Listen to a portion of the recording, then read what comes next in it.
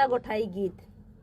कलसा गोठा जाता है जब, ये तभी गीत गाया जाता है, चाहे लड़की हो चाहे लड़का की शादी में। हरियर बसवा कटाए मोरे बाबा, यारे पनवा न माड़ऊ छवाई रे ललनवा, यारे पनवा न माड़ऊ छवाई रे ललनवा,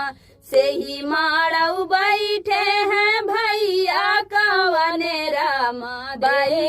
देखा बहिनिया के रह रे ललनवा, अरे देखई बहिनिया के रह रे ललनवा, बहिनी बिना हो हमनी का नहीं लागई, अरे के मोर कलसा गोठावई रे ललनवा, अरे के मोरा कलसा गोठावई रे ललनवा, बहरे से उठले हैं भैया कवने रामा, सुना धनाया रज हमार रे ललनवा, अरे सुना धनाया रज हमार रे ललनवा, आवत बाटी धाना हमारी बहिनिया, अरे गर्भ बचन जी बोलियो रे ललनवा, अरे गर्भ बचन जीनी बोलियो रे ललनवा,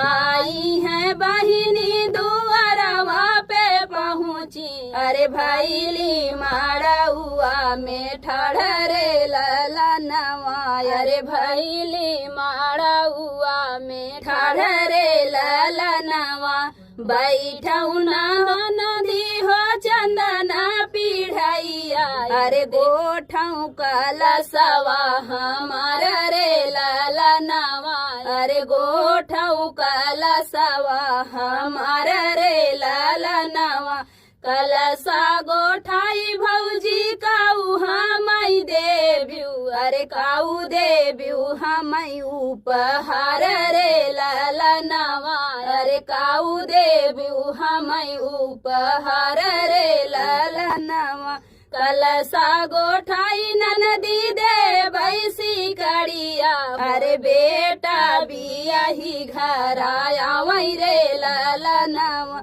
अरे बेटा भी यही घर आवई रे ललनवा, कलसा गोठाई ननदी दे बई कंगनवा, अरे जब बहुआ घरवा के आवई रे ललनवा, अरे जब बहुआ घरवा के आवई रे ललनवा।